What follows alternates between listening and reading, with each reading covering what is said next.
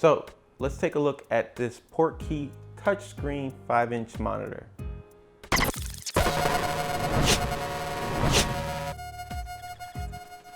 So let's get right into this box.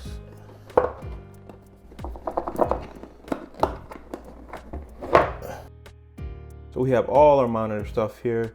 Let's get right into the first object, and you can see it's a power cord, which is very good. They include that. Some monitors don't include that, so this is definitely a bonus. Not sure why it has a USB drive just yet, but we'll check it out. If anything, this is probably for firmware updates. And this is for the MP mounts, the Sony MP mounts. So they actually give you 2 screen protectors. That's really good. This is the first time I had a monitor that actually provided a screen protector. Now it's not tempered glass at all, but nonetheless, this is pretty cool. Micro cloth. And then now we get to the monitor itself. And let me get it out of this. So we're looking at a 5-inch monitor, as you see. And it already comes in with, I believe it's removable, yes, removable little mount, which goes with this guy, which is your sun hood. So just looking around, you could see where you would put your,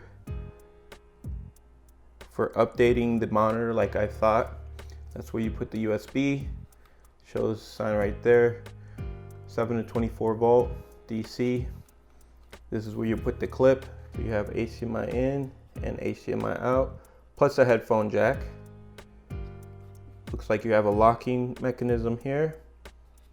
Menu controls. So it looks like it goes by scrolling wheel. Exit, and then on and off. And then you have your function buttons here. So F1, let's put it here, F1, F2, F3, F4. So that's the monitor itself. It seems it's made out of plastic, has no weight to it at all. But so we turned on the monitor. It literally turns on right away, probably 3 seconds at most. So let's do the menu. Let's look at the menu itself. So with this PortKey monitor here, we have a few functionalities. You obviously have 4 function buttons right on top of the screen. You have your power on, you have your exit, and you have your menu. But one of the cool things is that you don't have to use any of these buttons because it's also a touch screen. So if you want to get to any of those options, you have them right there. So I have my audio meters on. If I wanted to turn off peaking, I could turn it off or on. If I wanted to use false color, which this has false color, which is a great thing about this monitor, and you can see that it gives you a scale right there. And also you get all your functions. So if I wanted to go to contrast or guidelines, I can do that. I can easily go in between each segment. I can screen out of that.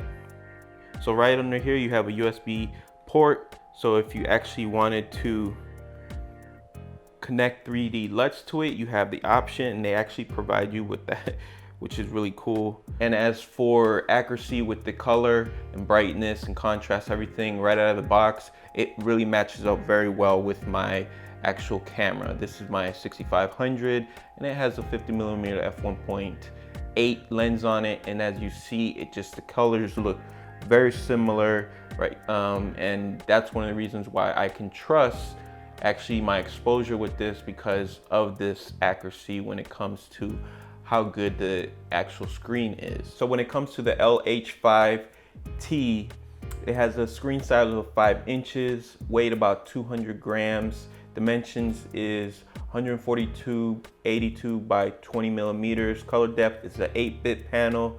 Viewing angle is about 160, height and vertical. It's a backlit LED. It's not an IPS panel. but still you still get pretty good viewing angles.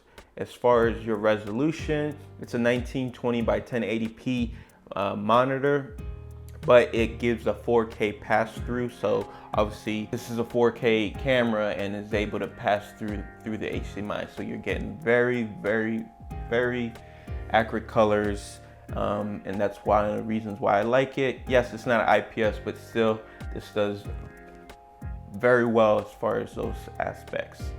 Obviously, it's going to support 4K through the HDMI. It supports full 4K, which is 4096 by 2160 at 24 Hertz. You also, with the monitor, you have pinch to zoom.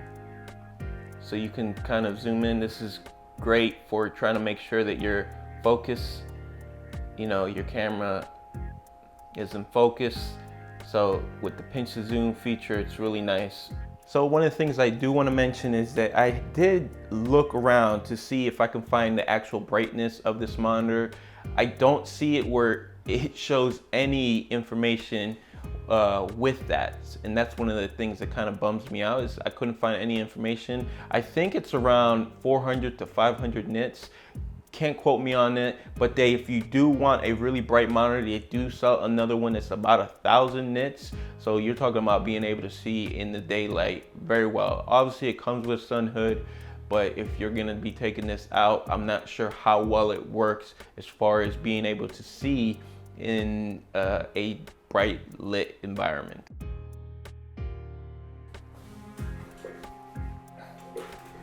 So this monitor, let's talk about the likes and dislikes I have. So let's get to the dislikes, because there's not really much of them. And that would be the build quality. Build quality obviously is plastic fantastic. There's nothing good about it. But does that mean it'll break on you with a quick drop? Probably not. It looks like it should last. It's not the worst plastic in the world, but it is a plastic monitor, so you have to keep that in mind. It is one of the things I do like about it being a 5-inch. It's a really tiny, compact 5-inch monitor. It's pretty much smaller than most phones today, so that's a plus. I love the color accuracy of it. The viewing angles aren't fantastic, but that's, most people are going to be viewing it from right in front of the monitor, so you don't have to worry about that. The fact that it's not an IPS kind of bums me out, but it still gives you a good accuracy when it comes to the color and exposure. It still looks and functions really good.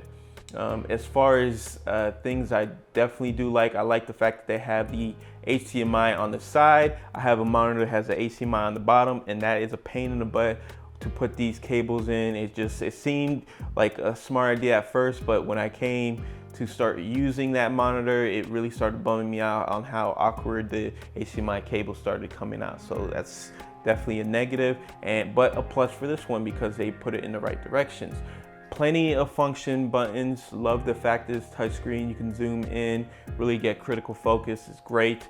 And that's about it. This monitor is really good. I've had it for about a month and a half, and I've been using it non-stop for pretty much all my videos. And I have to say that it's served me well. It's been pretty damn good.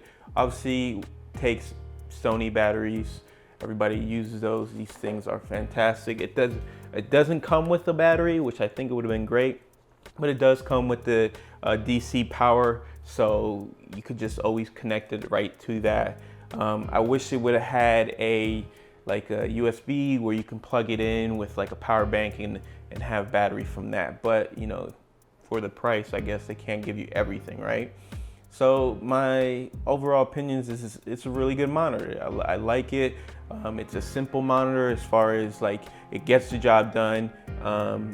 They give you a lot of features, and it's just a great little fit to any kind of camera Sony A7R, A7S, A7, A6500. Any of the Sony cameras is definitely going to be worth the money.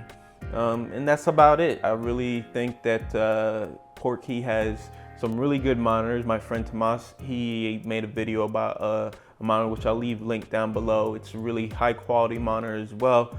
And I'm definitely going to keep an eye out what they have coming out in the future, because they have been hitting it out of the park with these little affordable monitors. So stay tuned for more videos. If you haven't already, make sure you like, share, and subscribe.